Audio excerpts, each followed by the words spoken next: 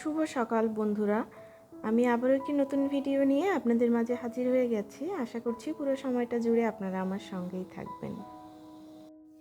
তো অনেক সকাল সকাল কিন্তু আমি ঘুম থেকে উঠে পড়েছি। আর এই তো প্রথমে গাছগুলোকে সকালবেলায় উঠে একবার ধুয়ে দিই, আবার বিকেলেও একবার ধুয়ে দিই। তারপরেও দেখুন কি পরিমাণে ধুলা পড়ে এর উপরে। যখন ধুতে যাই তখনই হচ্ছে দেখি যে কাদা জল পড়ে থেকে।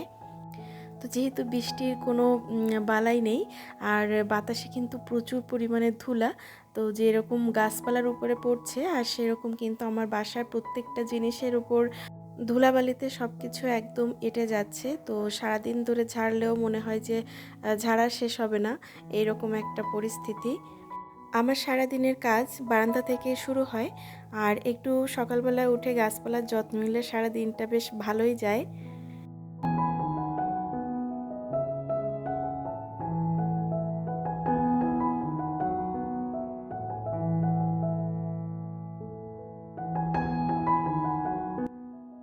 তো তারপর এখন চলে এসেছি কিচেনে।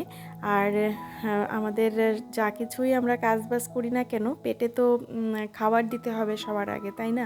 না হলে তো শক্তি পাবো না। তো যাই হোক, সকালবেলা কিন্তু আমি একদম গাছপালার যত্ন নিয়ে কিচেনে চলে এসেছি। আর এখন একটুখানি আলতো হাতে কিচেনটাকে ক্লিন করে নিব, কেননা রাতের বেলা আসলে এখানে কি হয় কি না হয় সেটা তো আমি আর দেখতে পারি না। তো সেই জন্য অনেক সময় খাবার বানাতে গেলে এটা ওটা পড়ে যায়, কাটতে গেলে পড়ে যায়, সেটা আবার তুলতে হয়। তো সেই জন্য একটু আমি ভিম লিকুইড আর ভিনেগারের একটা স্প্রে, মানে লিকুইড তৈরি করে রেখেছিলাম আমি। তো সেইটা দিয়ে প্রত্যেক দিন কিচেনে রান্নাবান্না বা কাজ শুরু করার আগে আমি একটু মুছে নিই। তাহলে কিন্তু অনেকটা নিশ্চিন্ত থাকা যায়, আর মনের দিক দিয়েও কিন্তু অনেকটা ভালো লাগে। তো আগের দিন রাতে আমি যে বাসনগুলো ধুয়ে রেখেছিলাম সেগুলো এখন জায়গার জিনিস জায়গায় রেখে দিলাম। আর এখন হচ্ছে নাস্তা বানাতে চলে যাব। আর প্রথমে আমি আমার হাজব্যান্ডের নাস্তাটা তৈরি করে দিব, কারণ ওর ওয়ার্কিং ডেগুলোতে ও প্রত্যেক দিন একই ধরনের নাস্তা করে। তো এতে করে আমার একটু সুবিধা হয়, আমাকে বেশি আর কি ঝামেলা পোহাতে হয় না। তো আমি হচ্ছে ৫-৬ দিনের মতো করে রুটি তৈরি করে রেখে দিই ফ্রিজে, আর পরের দিন সকালবেলা কিন্তু এভাবে সেঁকে দিয়ে দিই। এতে করে কাজটা অনেক সহজ হয়। আর খুব বেশিও আবার ফ্রোজেন করি না, খুব বেশি ফ্রোজেন জিনিস আবার খেতেও পারি না, ওই ৫-৬ দিনের মতো আর কি করে রাখি। তো এখানে হচ্ছে আমি আমার জন্য একটু নাস্তা তৈরি করে নিচ্ছি। এখানে হচ্ছে আমি আখরোট আর আমন্ড বাদাম এভাবে কুচি করে নিয়েছি, আর তার সঙ্গে দিয়ে দিব একটা কলা আর এক টুকরো খেজুর। তো আমরা যারা সারাদিন এই গরমের ভিতরে কাজ করি, আমাদের কিন্তু উচিত প্রত্যেক দিন একটু বেশি বেশি পরিমাণে লিকুইড জাতীয় খাবার খাওয়া। কারণ এই গরমে কিন্তু দেখবেন যে কাজ করতে গেলে এত পরিমাণে ঘাম হয় শরীর দিয়ে যে ক্লান্তি চলে আসে। তো সেই ক্ষেত্রে সকালে যদি একটা হেলদি টাইপের একটু লিকুইড টাইপের ব্রেকফাস্ট করে নেওয়া যায়, তাহলে কিন্তু অনেকক্ষণ ধরে কাজ করা যায়। তো আমি সেই জন্যে সকালবেলায় ভারী কোনো খাবার খাই না বলতে এই গরমে খাচ্ছি না। তো যে খাবারটা আমাকে একটু বেশি এনার্জি দেবে, বেশিক্ষণ কাজ করতে পারবো, ঠিক সেই রকমভাবেই কিন্তু আমি আমার জন্য খাবার প্রস্তুত করছি। তো এখানে হচ্ছে আমি রাতের বেলা চিয়া সিড ভিজিয়ে রেখেছিলাম। তো চিয়া সিড নিয়ে নিয়েছি, আর তার সঙ্গে এখন দিয়ে দিচ্ছি দুধ। আর এটা হচ্ছে গরুর দুধ। আর এখন আমি যে ফ্রুটসগুলো কেটে রেখেছি, তো সেই ফ্রুটসগুলোই কিন্তু এর সঙ্গে দিয়ে দিব। তো খুব সুন্দর একটা হেলদি ব্রেকফাস্ট কিন্তু তৈরি হয়ে গেল। তো এই টাইপের খাবার খাওয়ার পরে কিন্তু কাজ করার এনার্জি একদমই লস হয় না। আর আমাদের কিন্তু অনেক টাইপের কাজ থাকে, মনে হয় দেখে যে বাসা বাড়িতে তেমন একটা কাজ না, কিন্তু করতে গেলে কিন্তু সারাদিনই ফুরায় না। তো সেই ক্ষেত্রে কিন্তু একটা বিশাল এনার্জির প্রয়োজন হয়। আর এখানে একটুখানি ডিম আমি নিয়ে নিয়েছি, আর একটু লবণ দিয়ে দিলাম তাতে। তো এই তো আমাদের সকালের ব্রেকফাস্ট রেডি হয়ে গেছে দুজনের। আমরা এখন হচ্ছে ব্রেকফাস্টটা করে নিব। আর খেতে খেতে একটা অনুরোধ করব, আজকের ভিডিওটা যদি আপনাদের কাছে কোথাও এতটুকু ভালো লাগে তো প্লিজ একটা লাইক দিয়ে দিবেন, আর আমার চ্যানেলটিকে সাবস্ক্রাইব করে আমার পাশে থাকার জন্য অনুরোধ করছি।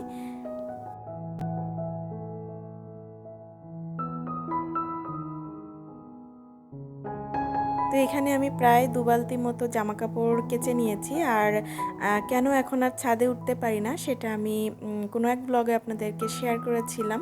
তো এখন হচ্ছে আমি আমার ব্যালকনিতেই নেড়ে থাকি। আর বারান্দাতে এখন এত পরিমাণে রোদ্দুর লাগে যে আমার অন্য কোথাও যাওয়ার প্রয়োজনই হয় না। যে পরিমাণ বাতাস আসে সেই পরিমাণ রোদ্দুরও, তো খুব একটা অসুবিধা হয় না। তো টুকটাক আরও অনেক কাজ করেছি। আজকের ভিডিওটা এমনি একটু বড়ই হয়ে গেল। তো যাই হোক, এখানে আমি রান্নাবান্নার প্রিপারেশান নিচ্ছি দুপুরের জন্য। তো আজকে রোস্ট রান্না করব। তো এখানে একটু আদা, জিরে আর গোলমরিচ বেটে রেখেছি, আর একটা প্রাণের যে মশলা হয় রোস্টের সেটা নিয়েছি, আর এখানে হচ্ছে টক দই আর পেঁয়াজ কেটে নিয়েছি। তো এখন হচ্ছে প্রসেসিংটা আমি শুরু করে দিয়েছি। আর ইউটিউবের কল্যাণে কিন্তু আমরা এখন মানে পারি না জিনিসটা কি সেটা কিন্তু প্রায় ভুলেই গেছি। কোনো একটা জিনিস খেতে ইচ্ছে করছে, সঙ্গে সঙ্গে কিন্তু আমরা একটু ইউটিউব সার্চ করেই সেই জিনিসটা করে ফেলতে পারছি। এটা কিন্তু আসলে অনেক বড় একটা পাওয়া। একটা সময় তো আসলে এসব রান্নাবান্না সম্পর্কে কোনো ধারণা ছিল না। শুধু যে ইউটিউব তা কিন্তু না, নিজেরও একটা মন আছে, নিজেরও একটা মত আছে, তো সেটাও কিন্তু অ্যাপ্লাই করা হয়। তো আমি এখানে এই যে হাই হিটে মাংসগুলোকে এভাবে ভাজি করে নিয়েছি। আবার লো হিটে ভাজি করা যাবে না, তাহলে কিন্তু মাংসটা বেশি সেদ্ধ হয়ে যাবে, তখন আর অতটা ভালো লাগবে না। আর এখন হচ্ছে আমি এখানে একটু টক দই দিয়ে দিচ্ছি, আর যে প্রাণের যে মশলাটা ছিল সেটার অর্ধেকটা মতো দিয়ে দিচ্ছি। আর আমি হচ্ছে আগে রাঁধুনি ব্যবহার করতাম, এখন প্রাণটাই দেখি যে আমার কাছে বেশি ভালো, মানে টেস্টি বেশি মনে হয়। তো সেজন্য আর কি তারপর থেকে আর প্রাণের মশলাটাই কিনি। বিরিয়ানি হোক, চটপটি হোক বা রোস্টের মশলা হোক, আমি প্রাণটাই ব্যবহার করি। আর এই তো আমি ভালোভাবে মশলাটাকে ব্লেন্ড করে এখন এর ভিতরে যে ব্রেস্তা করে রেখেছিলাম পেঁয়াজ, সেটা একটু গুঁড়ো করে দিয়ে দিচ্ছি। এটা গুঁড়ো করে দিলে হচ্ছে অনেক ভালো লাগে খেতে, একটা সুন্দর ফ্লেভার পাওয়া যায়। আর তার সঙ্গে দিয়ে দিলাম 2 চামচ চিনি। তো দেখুন কালারটা কিন্তু অনেক সুন্দর চলে এসেছে। আর এর ভিতরে এখন একটুখানি কষিয়ে তারপরে দিয়ে দিব যে লিকুইড মিল্ক, তো সেটা দিয়ে দিচ্ছি। আমি এখানে গরুর দুধই ব্যবহার করছি। তো এখন আরও একটু নেড়েচেড়ে কষিয়ে তারপরে যে রান বা মুরগিটা ভাজি করে রেখেছি সেটা আর কি দিয়ে নামিয়ে নিলে ব্যাস হয়ে যাবে। তো এই সব রান্না কিন্তু এখন অনেক সহজ হয়ে গেছে। এখন মনে হয় যে সবজি রান্নার থেকে বিরিয়ানি, পোলাও এই টাইপের রান্না করতে কিন্তু কষ্ট কম হয়। তো এখানে একটু আমি এসেন্সগুলো সেট করে নিচ্ছি। তো এখানে হচ্ছে কেওড়া জল আর গোলাপ জল দিয়ে একটু জল দিয়ে মিশিয়ে নিয়ে তারপরে এখন হচ্ছে দিয়ে দিচ্ছি। আর এই তো আমার রোস্টটা কিন্তু পুরোপুরি কমপ্লিট। এখন আমি এর উপর দিয়ে একটু ব্রেস্তা দিয়ে দিচ্ছি পেঁয়াজের।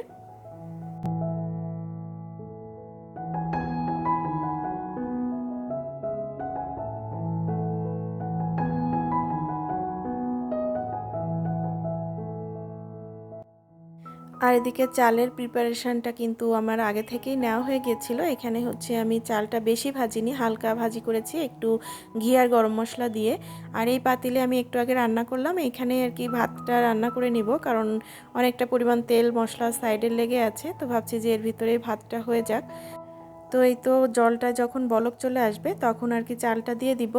আর রোস্টের সঙ্গে পোলাওটা কিন্তু একটু সাদা দেখতে ভালো লাগে, তো সেই জন্য চালটা কিন্তু আমি বেশি ভাজি করি না। আর আমি সবসময়ের জন্য পোলাও রান্না করলে অনেক সুন্দর ভাত হয়, একদম ঝুরঝুরা হয়। তো আমি সবসময় যেটা করি, যদি আমি 4 পট চাল নিই তো একদম মেপে 8 পট জল দিয়ে দিই, আর 1 কাপ দুধ দিই। মোট হচ্ছে গিয়ে 9 কাপ মতো লাগে আর কি। তো দেখুন এত সুন্দর মতো ভাতটা ঝরঝরা হয়েছে। আর এখন হচ্ছে আমি বেরেস্তাটা দিয়ে দিচ্ছি, আর উপর দিয়ে একটু ঘি দিয়ে দিলাম। আর কেওড়া জলটা তো আগেই দিয়ে দিয়েছি, আপনারা দেখতে পেয়েছেন। আর এখন হচ্ছে একটু দমে বসিয়ে দিব, তাহলে ফ্লেভারটা ভালো পাওয়া যায়। তো এই তাওয়াটা আমার আগে ছিল, আপনারা যারা আমার আগের ব্লগ দেখেছেন তারা দেখেছেন হয়তো। তো এখন আমি বাদ দিয়ে দিয়েছি। তো এই তাওয়াটা গরম করে এরপরে ভাতটাকে বসিয়ে রাখবো প্রায় 10-15 মিনিট। তো এতেই কিন্তু ভাতটা অনেক সুন্দর মতো করে হয়ে যাবে। আর আপনাদেরকে একটু দেখিয়ে দিচ্ছি যে কত সুন্দর ঝরঝরা হয়েছে। এই তো একদম খুলে খুলে যাচ্ছে। তো একটু শসা কেটে নিয়েছি। আর এই ছিল আজকে আমাদের দুপুরের খাবার দাবার। তো দেখুন এই যে ভাতটা একদম কিন্তু ঝুরঝুর করছে, দৌড়ে বেড়াচ্ছে সারা কড়াই ধরে।